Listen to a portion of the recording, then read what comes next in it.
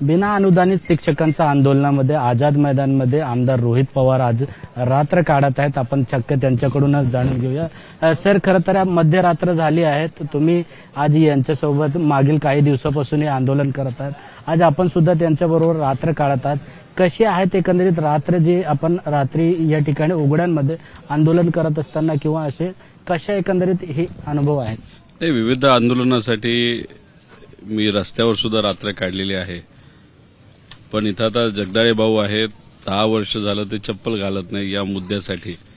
त्यासाठी ते आणि असंख्य असे सामाजिक कार्यकर्ते शिक्षकांसाठी आज लढत आहेत.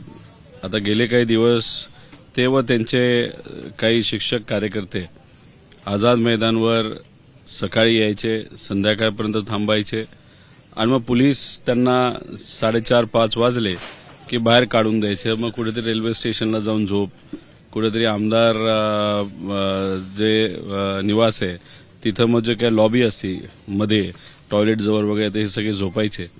आणि आज इथं आम्ही आता आझाद मैदानवर सर्व एका टेम्पररी शेडच्या आत तिथं झोपलेलो, काही महिला सुद्धा पलीकडच्या बाजूला झोपलेल्या आहेत. 4-1 हजार लोक आता इथं झोपलेली आहेत.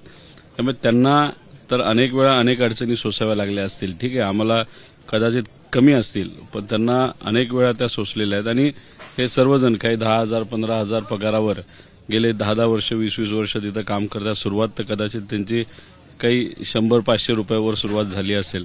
असे अनेक लोक इथे येऊन आम्हाला भेटतात, सांगतात की आम्ही कसं आमचा परिवार तिथे चालवतो. त्यामुळे ही अडचण त्यांच्या अडचणीसमोर कदाचित सुईच्या टोका एवढी असं आपल्याला म्हणावं लागेल.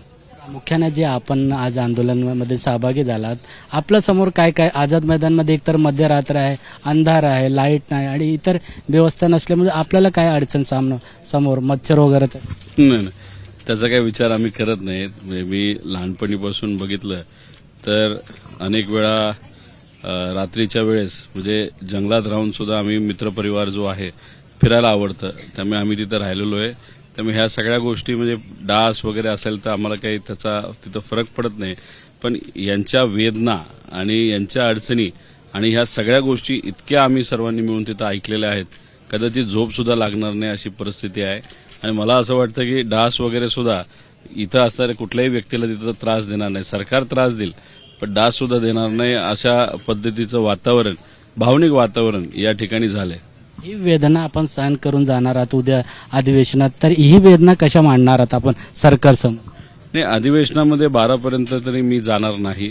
मी इथंच थांबणार आहे. आदरणीय पवारसाहेब 11:30च्या आसपास या सर्व शिक्षकांना भेटण्यासाठी येणार आहेत आणि मग इतरही सर्व आमदार सकाळी इथे येतीलच.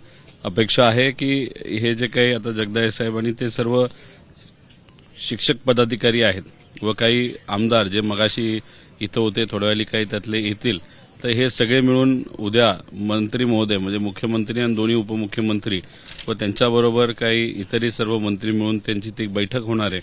अपेक्षा एवढीच आहे, उद्याच्या उद्या त्यांची जी अपेक्षा आहे तशा पद्धतीचा निर्णय तिथं व्हावा. कारण 12,000 लोक आज होते, उद्या 8-1 हजाराची भर त्याच्यामध्ये पडेल.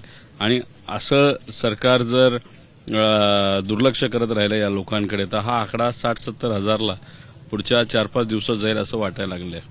मुख्याने वेगवेगळ्या मागण्यासोबत ते मागील 1 महिन्यापासून आंदोलन करत आहे.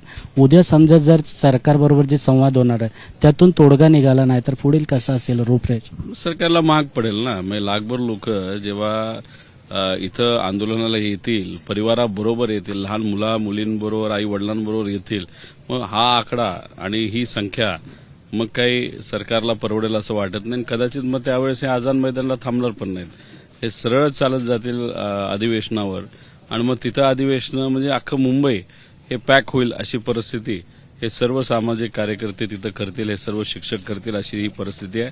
आणि हे आंदोलन हे शिक्षकांचं आंदोलन आहे, हे त्यांनी उभारलेलं आंदोलन आहे.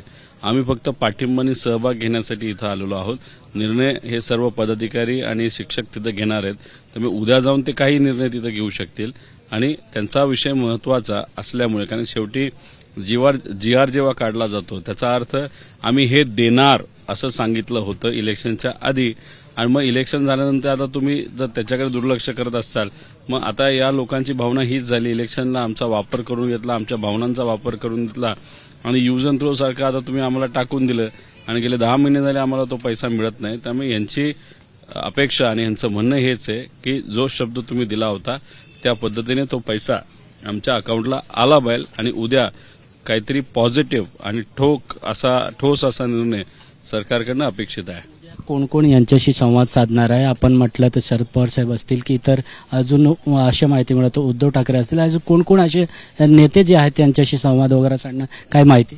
उद्या 11:30 वाजता पवार साहेब स्वतः येतील, सुप्रियाताई असतील, जे इतरही सर्व विरोधातले पक्ष आहेत ज्याच्यामध्ये उद्धव ठाकरे साहेबांचा पक्ष आहे, आदित्य ठाकरे सुद्धा तिथे येऊ शकतील, विरोधी पक्ष नेता तिथे येऊ शकतील, काँग्रेसचे मोठे नेते हे येतील आणि इथं आकडा जितका मोठा झाला असेल कोणालाही आणि सगळ्यांनाही या संख्येची, या मनुष्यबळाची, त्यांची एकीची जी ताकद आहे त्या ताकदीचा त्या ठिकाणी